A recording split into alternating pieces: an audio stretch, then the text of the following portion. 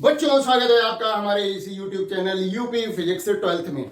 जैसा कि हम लोगों ने पिछले वीडियो में देखा कि किस तरह से किसी विद्युत द्विध्रुव की अक्षीय रेखा और उसकी निरक्षीय रेखा पर विद्युत विभव का मान ज्ञात करते हैं, उसके लिए फार्मूला निकालते हैं। उसके बाद हम लोगों ने जो है विभव प्रवणता को जाना और विभव प्रवणता का विद्युत क्षेत्र की तीव्रता से क्या संबंध होता है वो भी देखा। और इस संबंध के आधार पर यानी विद्युत क्षेत्र की तीव्रता और विभव प्रवणता में जो संबंध होता है उसके आधार पर हमने विद्युत क्षेत्र की तीव्रता का एक अन्य मात्रक भी सीखा, जो कि था भाई ई बराबर क्या होता है -dV/dr।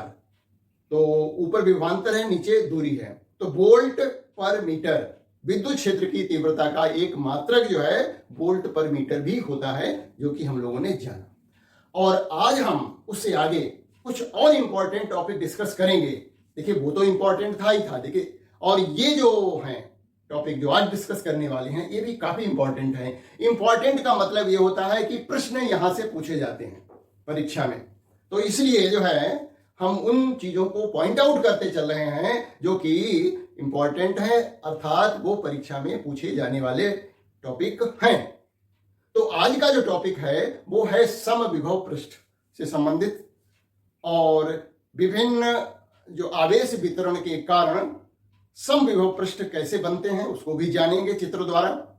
और उसके बाद हम विद्युत आवेशों के निकाय की स्थितिज ऊर्जा को समझेंगे और उसके बाद अंत में हम देखेंगे कि किस तरह से एक द्विध्रुव को जब एक समान विद्युत क्षेत्र में घुमाया जाता है, रोटेट कराया जाता है, तो कितना कार्य होता है। A to Z सभी कुछ इसमें इंपॉर्टेंट है, तो पूरा वीडियो देखिए और समझिए, और आसान भी है। तो समविभव पृष्ठ क्या होता है, नाम से ही क्लियर है कि सम माने बराबर, विभव और पृष्ठ यानी ऐसा पृष्ठ जिसके प्रत्येक बिंदु पर विभव का मान समान हो, समविभव पृष्ठ कहलाता है। यानी एक सरफेस है जिसके विभिन्न बिंदु ले लें हम और हर बिंदु पर विभव का मान समान हो, तो उसको हम क्या कहेंगे, समविभव पृष्ठ कहेंगे। क्लियर सी बात है। इसकी कुछ प्रॉपर्टी है जिस पर आधारित प्रश्न पूछे जाते हैं। तो पहली प्रॉपर्टी है, पहला गुण है समविभव पृष्ठ का कि समविभव पृष्ठ पर स्थित किन्हीं दो बिंदुओं के बीच विभव का मान बराबर होता है। तो जब विभवांतर निकालेंगे तो वो शून्य आएगा। यानी पहली प्रॉपर्टी क्या हुई समविभव पृष्ठ की, समविभव पृष्ठ पर स्थित किन्हीं दो बिंदुओं के बीच विभवांतर का मान शून्य होता है। इससे एक अलग से बात समझ में आएगी, उसको जानते हैं। देखिए, हमने नोट कर रखा है समविभव पृष्ठ इक्विपोटेंशियल सरफेस जिसको कहते हैं इंग्लिश में, वह पृष्ठ जिसके प्रत्येक बिंदु पर विभव का मान एक समान हो उसे समविभव पृष्ठ कहते हैं। अब हमने गुण भी नोट कर रखे हैं, पहले हम समझाते हैं कि ये जो गुण है समविभव पृष्ठ के उसको समझिए और उस पर आधारित कुछ नए कॉन्सेप्ट बनते हैं उनको भी सीखिए। तो जो पहला हमने प्रॉपर्टी बताई कि मान लिया कोई ये पृष्ठ है, ये एक पृष्ठ है, इसका बिंदु ए और बिंदु बी पर विभव समान होगा, तो यदि विभवांतर निकालेंगे BA - BB का मान क्या आएगा, शून्य आएगा। तो समविभव पृष्ठ पर स्थित किन्हीं दो बिंदुओं के बीच विभवांतर का मान शून्य होता है। अच्छा, अब क्या होगा, यदि किसी आवेश को समविभव पृष्ठ के एक बिंदु से दूसरे बिंदु तक ले जाने में कार्य शून्य होगा। बहुत इंपॉर्टेंट प्रॉपर्टी है कि देखिए, यदि हम किसी आवेश को बिंदु A से B तक ले जाएं तो कितना कार्य होगा। कार्य का हमें फार्मूला मालूम है, कार्य बराबर होता है W बराबर होता है Q गुणा डेल्टा V यानी विभवांतर, है ना। तो विभवांतर का मान तो शून्य है, तो कार्य जो है शून्य हो गया। यानी समविभव पृष्ठ पर किसी आवेश को एक बिंदु से दूसरे बिंदु तक ले जाएंगे तो कार्य शून्य होगा। यह अलग से प्रश्न पूछा जाता है कि समविभव पृष्ठ पर किसी आवेश को एक बिंदु से दूसरे बिंदु तक ले जाने में कार्य क्यों शून्य होता है, वो बता दीजिए क्यों शून्य होता है ना। इस बात को दो तरह से बताया जा सकता है, अंत में हम इसको बताएंगे। कि एक और तरीका है कि किसी आवेश को एक बिंदु से दूसरे बिंदु तक ले जाएं समविभव पृष्ठ पर, तो कार्य शून्य होगा। एक तो तरीका ये हो गया। दूसरा तरीका है विद्युत क्षेत्र के आधार पर। तो तीसरी प्रॉपर्टी होती है कि समविभव पृष्ठ पर या कहें समविभव पृष्ठ के प्रत्येक बिंदु पर विद्युत क्षेत्र की दिशा समविभव पृष्ठ के लंबवत होती है। यानी ये यदि हम कोई समविभव पृष्ठ बनाएं, ये मान लिया समविभव पृष्ठ है, तो यहां पर विद्युत क्षेत्र की तीव्रता जो होगी, कि विद्युत क्षेत्र की दिशा जो होगी वो क्या होगी, लंबवत होगी।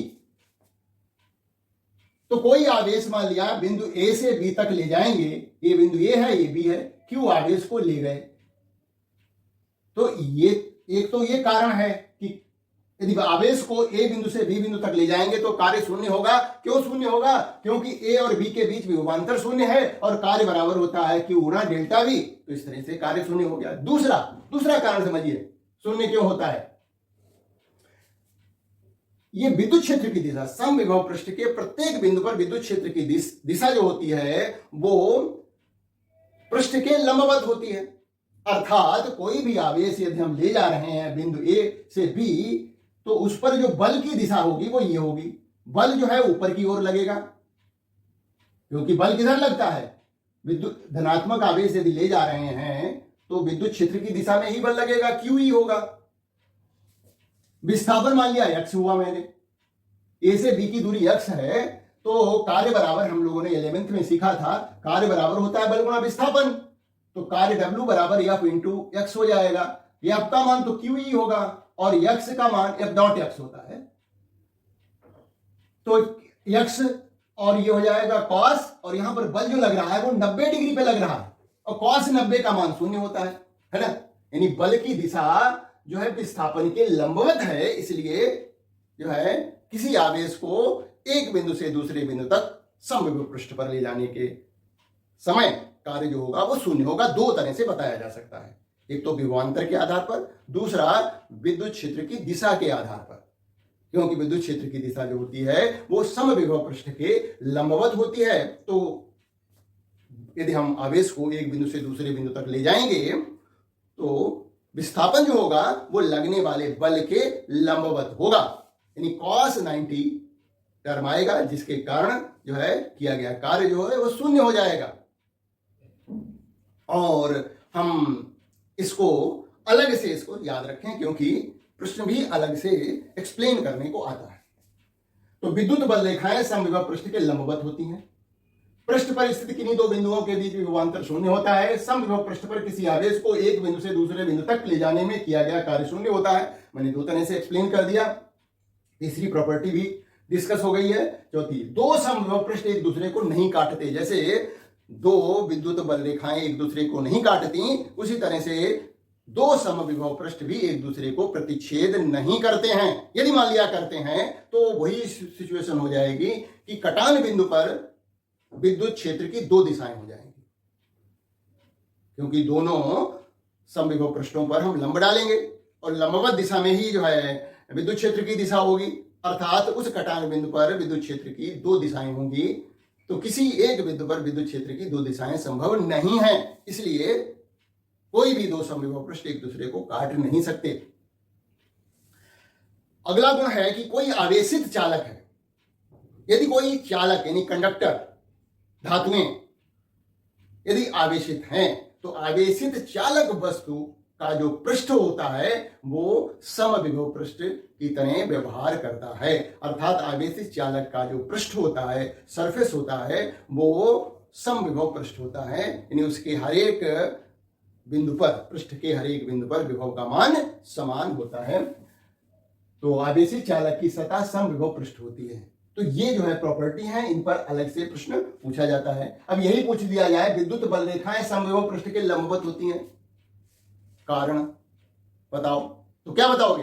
बताना पड़ेगा कि किसी आवेश को एक बिंदु से दूसरे समविभव पृष्ठ पर एक बिंदु से दूसरे बिंदु तक ले जाने में कार्य शून्य होता है। अतः विद्युत बल रेखाएं या कहें विद्युत क्षेत्र की दिशा समविभव पृष्ठ के लंबवत होती है। कार्य शून्य है, इस कारण हम बताएंगे कि विद्युत क्षेत्र की दिशा या विद्युत बल रेखाएं समविभव पृष्ठ के लंबवत होंगी। और यदि हमें कार्य शून्य बताना है तो दो तरह से बता सकते हैं, जैसा कि मैंने बताया। एक तो विभवांतर के आधार पर बताओ कि कार्य शून्य क्यों होगा। जब किसी आवेश को समविभव पृष्ठ के एक बिंदु से दूसरे बिंदु तक ले जाएंगे तो कार्य क्यों शून्य होगा, विभवांतर के आधार पर बताइए या विद्युत क्षेत्र की दिशा के आधार पर बताइए।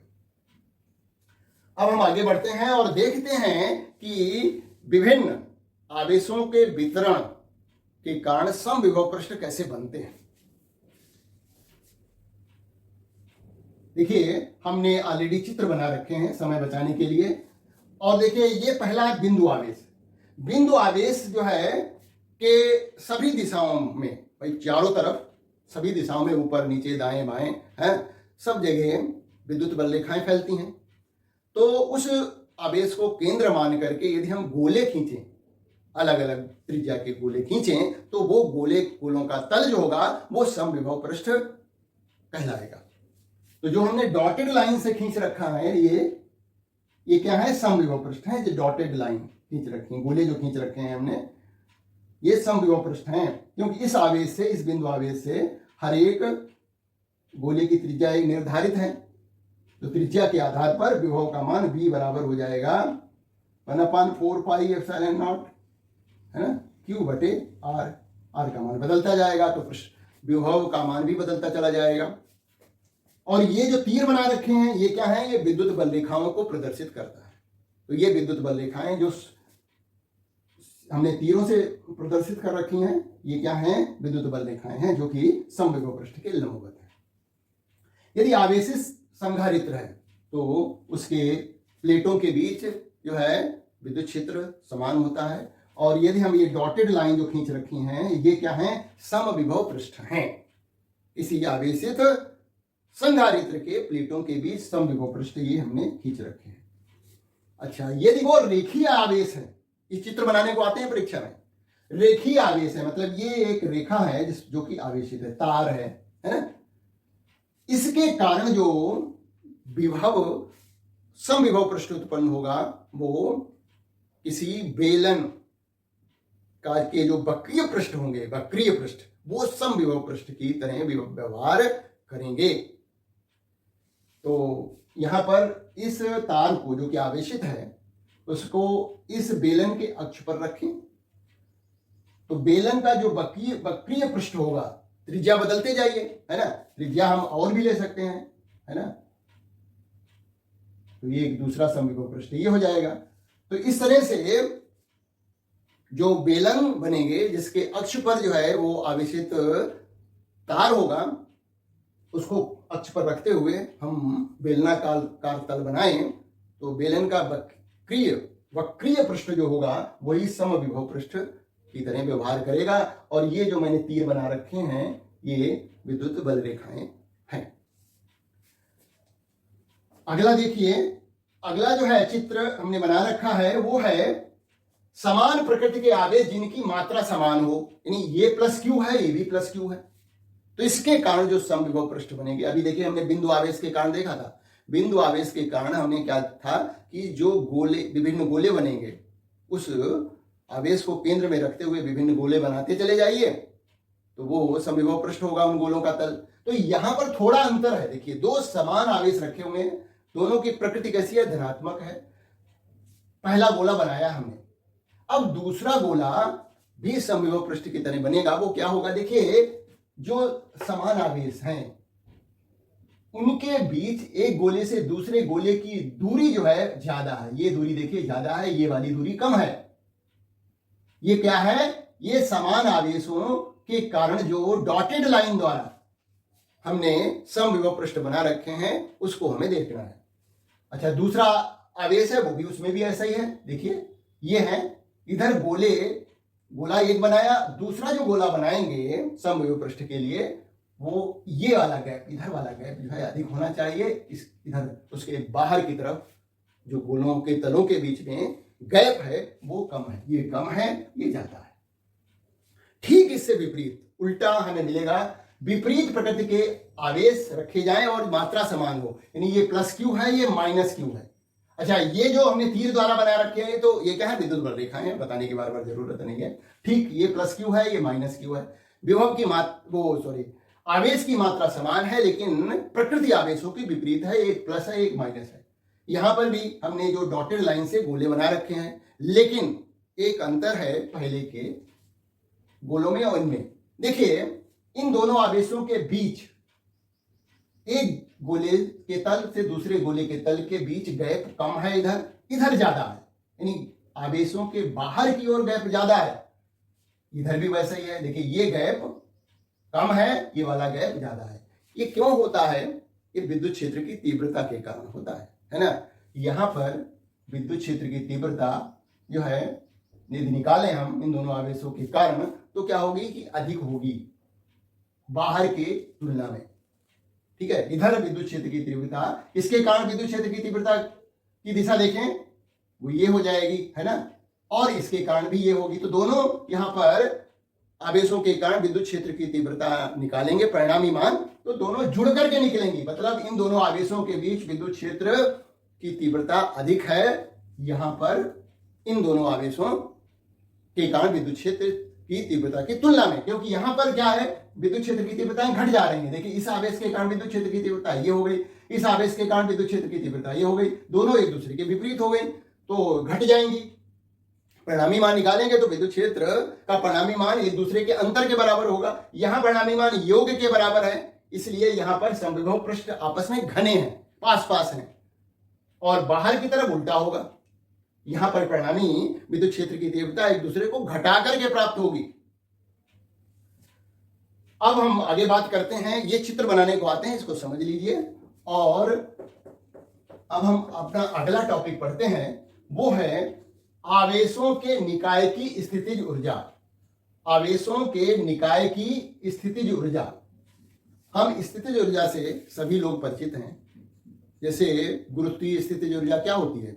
यदि किसी वस्तु को जो कि जमीन पे पड़ी हुई है उठा करके कुछ ऊंचाई पर रख दें, तो उस वस्तु की स्थितिज ऊर्जा में वृद्धि हो जाती है। यदि मान लिया जब वो पृथ्वी तल पर, यम द्रव्यमान की कोई वस्तु पृथ्वी तल पर पड़ी थी, तो उसकी स्थितिज ऊर्जा शून्य थी।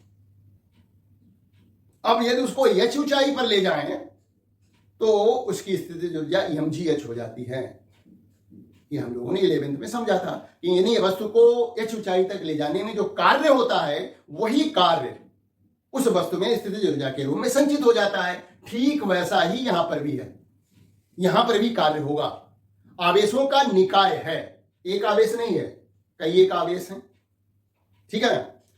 अब यदि इस आवेशों के निकाय को हमने बनाया, कैसे बनाया होगा, आवेश का निकाय कैसे बना होगा, इसके लिए समझते हैं। क्या होता है कि मान लिया कि आवेश जो थे पहले अनंत पर स्थित थे।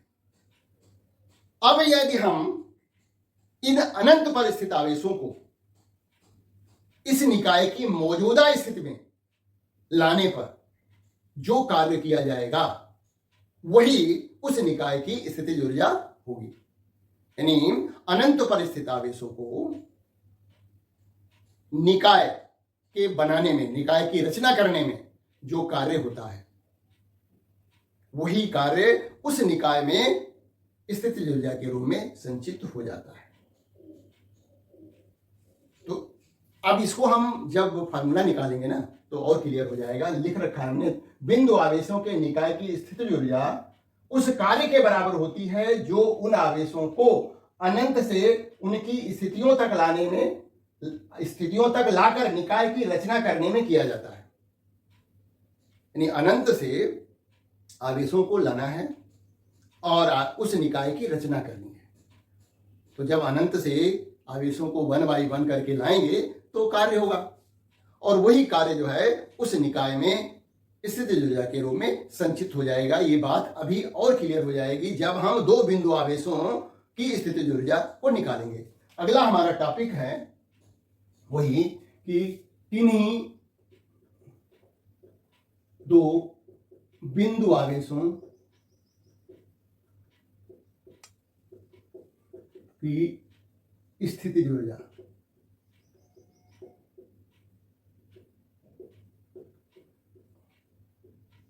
माना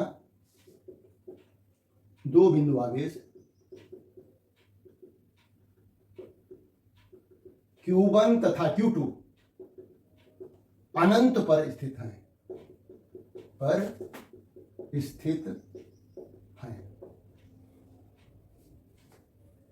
यदि आवेश Q1 को बिंदु A तक लाया जाए तो किया गया कार्य W बराबर हो जाएगा शून्य, W1 बराबर शून्य। क्यों शून्य हुआ? हमने आवेश अनंत से ले आए हैं, बिंदु A पर रख दिया जाकर के। Q1 को हमने अनंत से ले आए और A पर रख दिया। कार्य क्यों शून्य हुआ?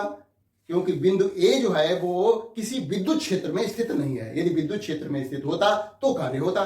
यहां पर कोई दूसरा आवेश ही नहीं है ना, ऐसा माना गया है। क्योंकि आवेश Q1 विद्युत क्षेत्र में स्थित नहीं है, इसलिए कार्य शून्य हुआ, है ना। अब हम क्या करेंगे, एक दूसरा आवेश जो Q2 है उसको लाएंगे और उसको हम बिंदु B पर रख देंगे Q2 को, और ये दूरी मान लिया R है, A से B तक की।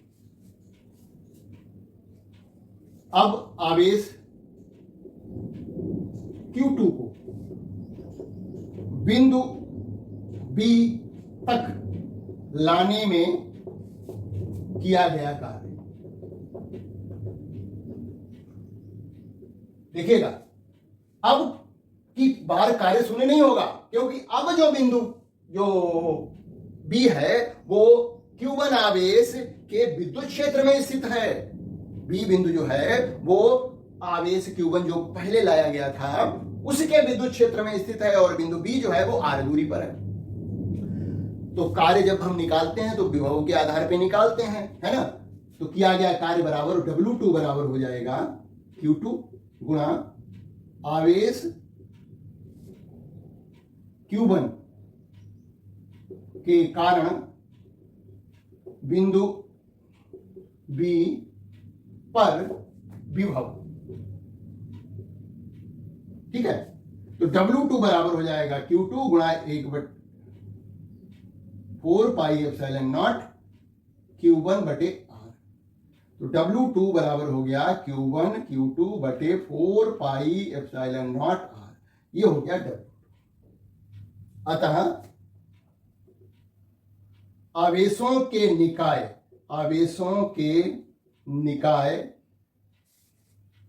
दो आवेशों के निकाय बनाने में किया गया कुल कार्य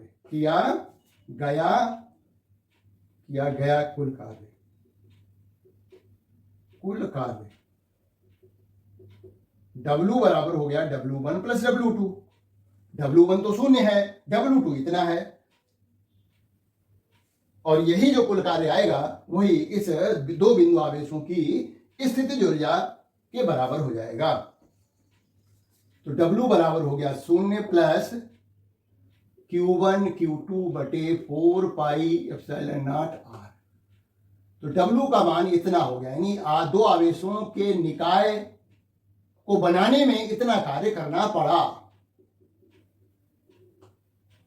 तो परिभाषा के अनुसार अब यहां पर दो बिंदु आवेश हैं, तो दो बिंदु आवेशों के निकाय की स्थितिज ऊर्जा उस कार्य के बराबर होगी जो उन आवेशों को अनंत से उनकी स्थितियों तक लाकर निकाय की रचना करने में किया जाएगा।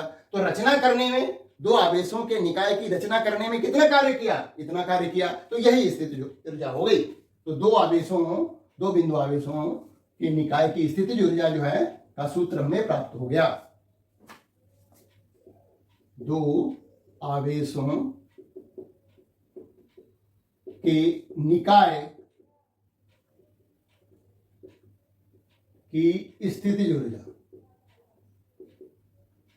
ऊर्जा बराबर U बराबर हो जाएगी Q1 Q2 बटे 4 पाई एप्सिलॉन नॉट R। ये स्थिति, दो आवेशों के निकाय की स्थिति ऊर्जा का सूत्र है। यहां पर एक और इंपॉर्टेंट बात नोट करनी है जो कि परीक्षा में पूछी जाती है, नंबर नोट कर लीजिए इसको, वो है यदि दो समान प्रकृति के आवेशों को पास पास लाया जाता है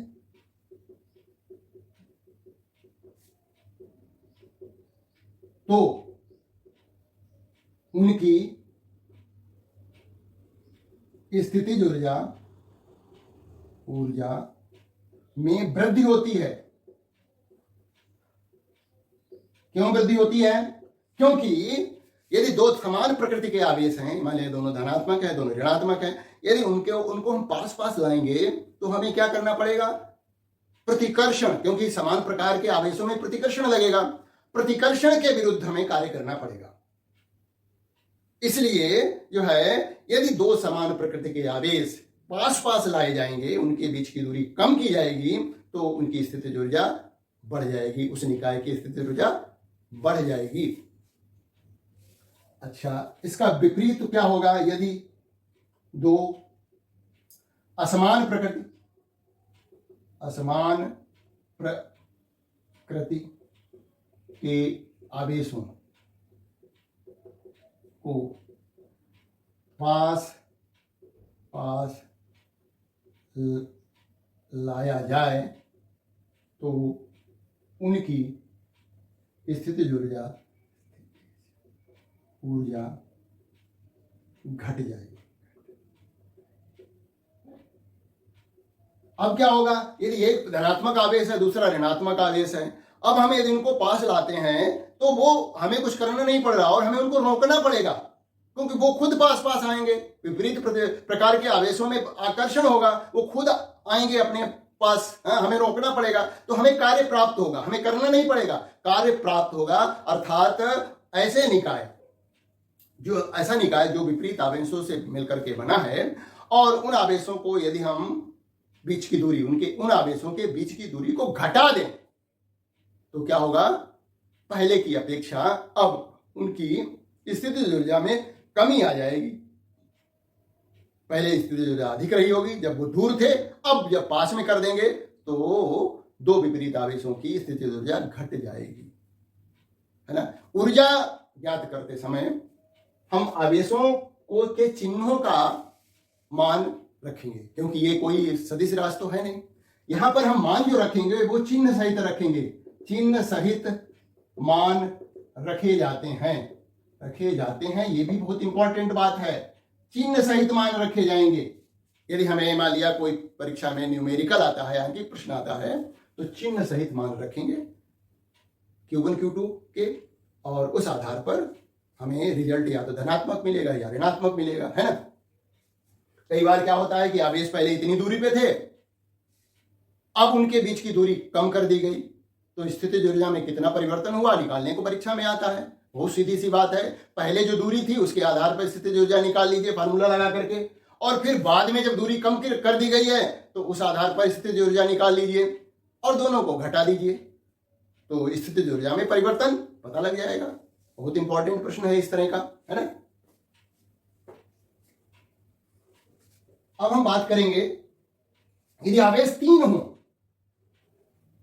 तो उनकी स्थितिज ऊर्जा कैसे निकालेंगे। देखिए तरीका वही है, हम इसको शॉर्टकट में बता देते हैं। इस 3 आवेश की स्थितिज ऊर्जा है, 3 आवेशों की स्थितिज ऊर्जा, 3 आवेशों की स्थितिज ऊर्जा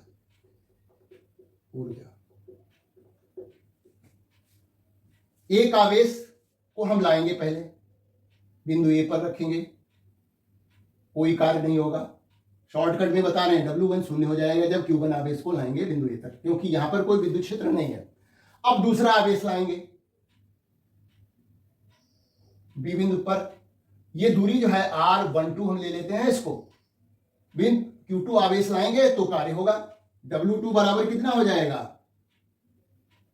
Q2 गुणा इसका विभव Q1 बटे 4 पाई एप्सिलॉन नॉट R12 अच्छा, अब तीसरा आवेश लाएंगे, वो सी बिंदु पर रखेंगे, है ना, Q3। अब ये जो Q3 लाए हैं वो Q1 के भी कारण यहां पर विभव उत्पन्न कर रहा होगा, Q1 आवेश भी बिंदु सी पर विभव उत्पन्न कर रहा होगा, और Q2 भी बिंदु सी पर विभव उत्पन्न कर रहा होगा। मतलब ये बिंदु सी जो है वो Q1 और Q2 दोनों आवेशों के विद्युत क्षेत्र में स्थित है। अतः आवेश जब तीसरा लाएंगे तो W3 बराबर हो जाएगा Q3 इंटू इसका विभव यहां पर निकालो, ये दूरी मान लिया R13 है ना, तो Q1 बटे 4 pi epsilon not R13 plus इसका विभव निकालो Q2 बटे 4 पाई एप्सिलॉन नॉट, और ये दूरी है R23, तो R23, तो ये आया, देखिए ये आया Q1 Q3 बटे 4 pi epsilon not R13 plus Q2 Q3 बटे, इसको ब्रैकेट से गुणा कर दिया है खोल करके, 4 पाई एप्सिलॉन नॉट R23, ये W3 हो गया। तो कुल कार्य कितना होगा, this W1 plus W2 plus W3, W बराबर हो जाएगा W1 plus W2 plus W3। अतः तीन आवेशों, तीन बिंदु आवेशों की स्थितिज ऊर्जा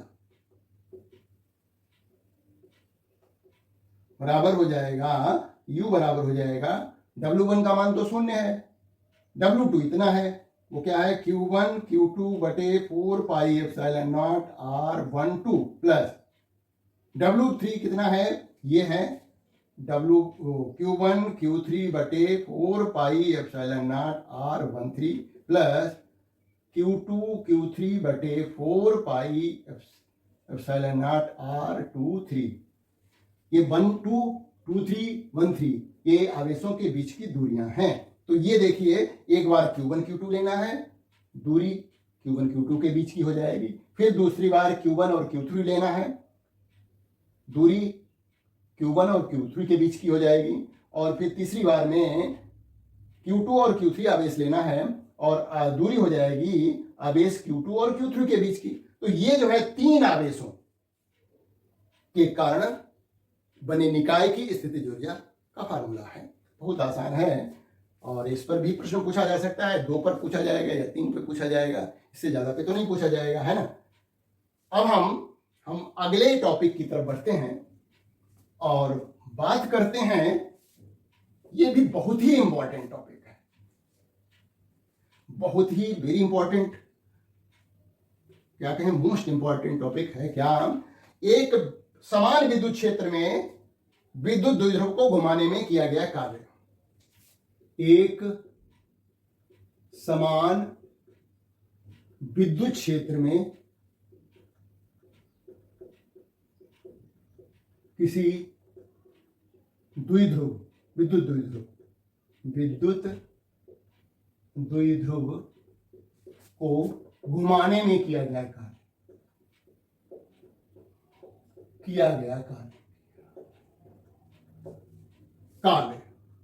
यानी work done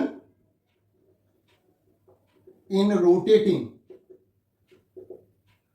an electric dipole in uniform electric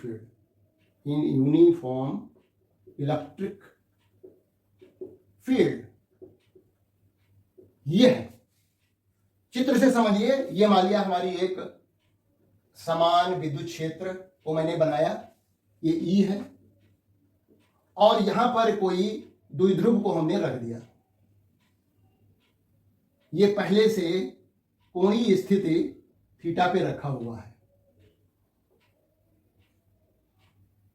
ये आवेश हमारा Q है -Q, और B बिंदु पर +Q है, थीटा कोण से बना रखा है, और इसका विद्युत द्विध्रुव आघूर्ण जो P से निरूपित करते हैं उसकी दिशा ऋणात्मक आवेश से धनात्मक आवेश की ओर होती है। तो मालूम है इसकी लंबाई जो है, द्विध्रुव की लंबाई जो है वो 2a है। अच्छा, हम इससे पहले निकाल चुके हैं कि किसी एक समान विद्युत क्षेत्र में रखे विद्युत द्विध्रुव पर लगने वाला बल आघूर्ण, क्योंकि उसी के आगे हम बढ़ेंगे। और वो क्या था, बल आघूर्ण टॉ बराबर होता है पी ई साइन थीटा। यानी कोई विद्युत द्विध्रुव एक समान विद्युत क्षेत्र में रखा है तो उस पर कितना बल आघूर्ण लगता है, टॉ बराबर होता है P E sine theta. P क्या है, इसी विद्युत द्विध्रुव का द्विध्रुव आघूर्ण है, ई विद्युत क्षेत्र की तीव्रता का मान है, साइन थीटा जो है ई और पी के बीच का कोण है। माना कोई या किसी विद्युत द्विध्रुव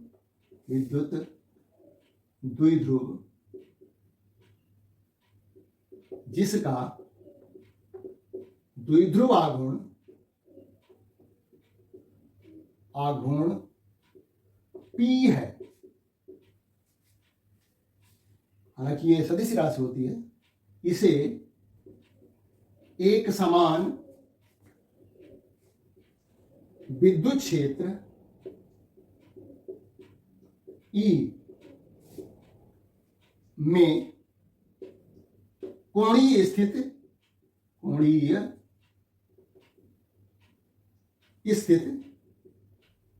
थीटा में रखा गया है। अतः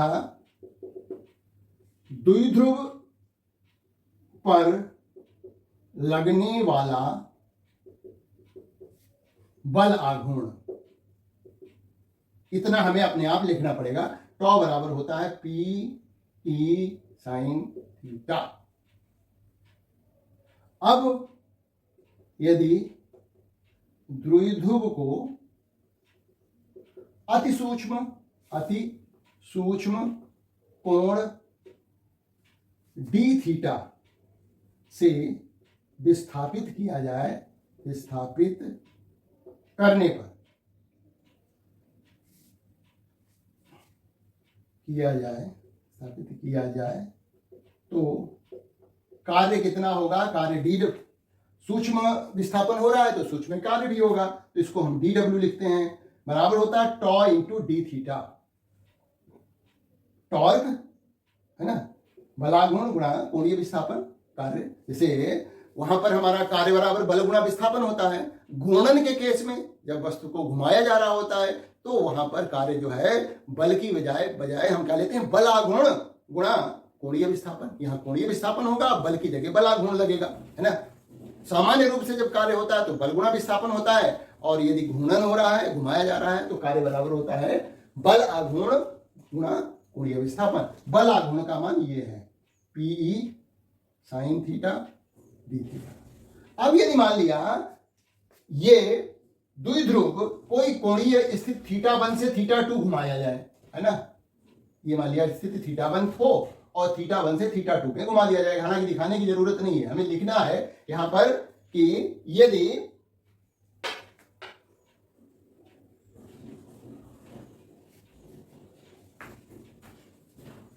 यदि द्विध्रुव को कोणीय स्थिति θ1 से कोणीय स्थिति θ2 में विस्थापित किया जाए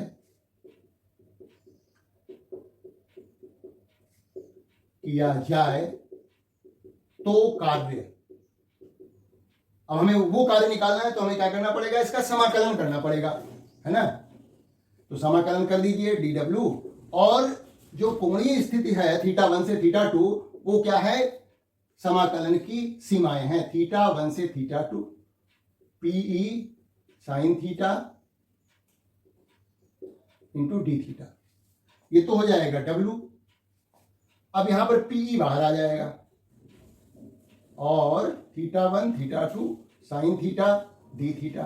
साइन थीटा का समाकलन जो होता है माइनस कॉस थीटा होता है, याद रखना पड़ेगा, है ना। तो ये हो जाएगा पीई और ये हो गया माइनस कॉस थीटा, और लिमिट जो है सीमाएं हैं θ1 θ2 है, माइनस का साइन बाहर निकाल लीजिए पीई। अब थीटा की जगह पर एक बार θ2 रखिए और फिर θ1 रखिए, है ना। तो माइनस साइन तो निकाल ही लिया हमने, तो ये हो जाएगा कॉस θ2 माइनस कॉस θ1। अब ये माइनस साइन यदि हम अंदर ले जाएं तो क्या हो जा रहा है, देखिए माइनस साइन केवल ले जा रहे हैं, पीई, तो माइनस का कॉस थीटा 2 हो गया और प्लस का कॉस थीटा 1 हो गया। तो इसको पहले लिख लेते हैं, तो कार्य W बराबर हो जाएगा PE cos theta 1 minus cos theta 2, ये कार्य होता है। फार्मूला आ गया हमारे पास। इसी विद्युत द्विध्रुव को एक समान विद्युत क्षेत्र में कोणीय विस्थापन θ1, कोणीय स्थिति θ1 से θ2 में ले जाने पर किया गया कार्य W बराबर होता है Pe cos θ1 माइनस cos θ2। इस फार्मूले को याद रखेंगे। P जो होता है वो द्विध्रुव आघूर्ण का मान है और इसको निकालते हैं आवेश का मान गुणा आवेशों के बीच की दूरी से। ये तो विद्युत क्षेत्र की तीव्रता है। अब हम, ये बड़ा इंपॉर्टेंट फार्मूला आया है, इसकी विशेष परिस्थितियां देखते हैं, उन पर भी प्रश्न पूछे जाते हैं, ठीक है ना। ये बिल्कुल समझ में आ गया होगा। आगे बढ़ते हैं। विशेष परिस्थितियां, इसको समझ लीजिएगा। ये फार्मूला है हमारा। और विशेष परिस्थितियां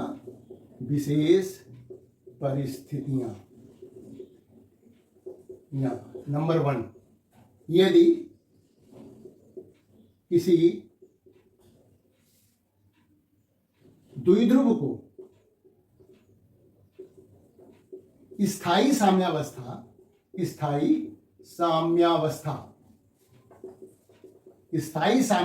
का मतलब θ1 बराबर 0 डिग्री से कोणीय विस्थापन थीटा ले जाने पर किया गया कार्य।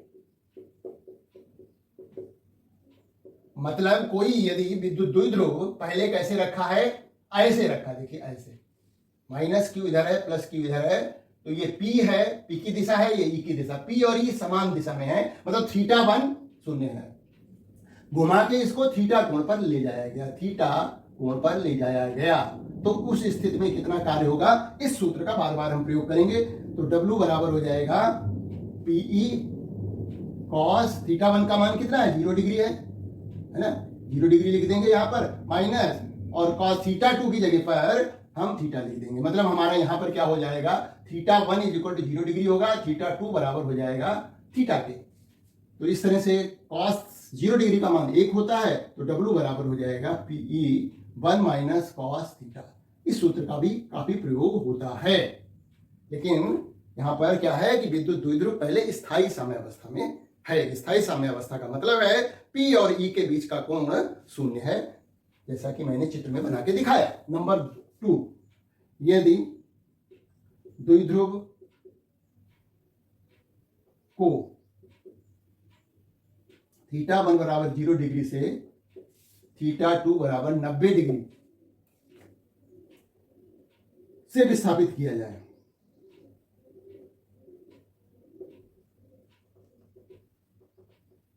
तो यहां पर रख दीजिए। यानी यहां पर हमारा क्या है, θ1 की जगह पर 0 डिग्री रखेंगे, θ2 की जगह पर 90 डिग्री रखेंगे, तो कार्य W बराबर हो जाएगा Pe cos 0 degree minus cos 90 degree. cos 90 degree का मान 0 होता है, तो W बराबर हो जाएगा P, ये देखिए 1 हो जाएगा, ये 0 हो जाएगा, यानी Pe के बराबर हो जाएगा। यानी किसी द्विध्रुव को यदि स्थायी साम्यावस्था में है और हम उसको घुमा करके लंबवत कर दें विद्युत क्षेत्र के, तो इतना कार्य P × E के बराबर होगा। एक स्थिति और है, यदि हम इस द्विध्रुव को घुमा करके अस्थायी साम्यावस्था में ले जाएं, तीसरी स्थिति है,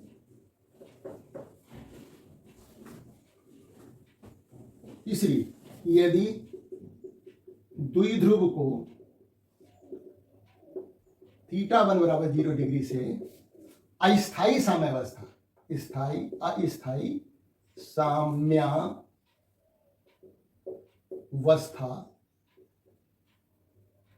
θ2 बराबर 180 डिग्री, यदि स्थायी साम्यावस्था है, ये अस्थायी साम्यावस्था, मतलब यहां पर द्विध्रुव जो है स्थायी साम्यावस्था से अस्थायी साम्यावस्था में ले जाया जा रहा है। तो द्विध्रुव को θ1 0 डिग्री स्थायी साम्यावस्था से अस्थायी साम्यावस्था में ले जाने पर किया गया कार्य, पर किया गया कार्य। ये देखिए डायरेक्ट ये भी पूछा जा सकता है किसी विद्युत द्विध्रुव को स्थायी साम्यावस्था से अस्थायी साम्यावस्था में ले जाया जाए तो कितना कार्य होगा, है ना। तो W बराबर हो जाएगा PE cos 0 degree minus cos 180 degree, है ना। तो PE हो जाएगा 1, एक हो जाएगा माइनस cos 180 डिग्री का मान होता है -1, है ना। तो -1 ये हो जाएगा PE 1 + 1, मतलब कितना कार्य होगा।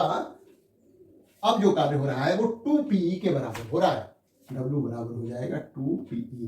यानी किसी विद्युत द्विध्रुव को स्थायी साम्यावस्था से घुमा करके अस्थायी साम्यावस्था में ले जाया जाए तो कितना कार्य होता है, 2PE के बराबर होता है।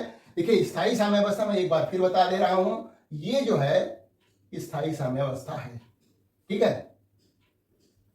अस्थायी साम्यावस्था में ले जाने का मतलब है अब इस आवेश को, धनात्मक आवेश को घुमा दिया जाए जिससे कि वो इधर आ जाए, है ना। +Q इधर हो गया और -Q इधर हो गया। तो ये हो गई P की दिशा, ये है E की दिशा। P जो है वो इस दिशा में है, E जो है वो इस दिशा में है, कोण बन रहा है 180 डिग्री। तो स्थायी साम्यावस्था से अस्थायी साम्यावस्था में घुमाने पर कितना कार्य होता है ये मैंने निकाल दिया है। तो इस तरह से ये बहुत ही इंपॉर्टेंट टॉपिक था जो कि परीक्षा में अक्सर पूछा जाता है और उम्मीद है कि सभी बातें, सभी कॉन्सेप्ट एकदम से समझ में आ गए होंगे। तो इंतजार करिए अगला वीडियो का और अपने दोस्तों में शेयर करना मत भूलिएगा। और यदि आप नए हैं तो हमारे जो दूसरे वीडियो मैंने डाल रखे हैं उनको भी एक तरफ से देखिएगा जिससे कि आपको पूरा फायदा मिल सके। Thank you for watching this video.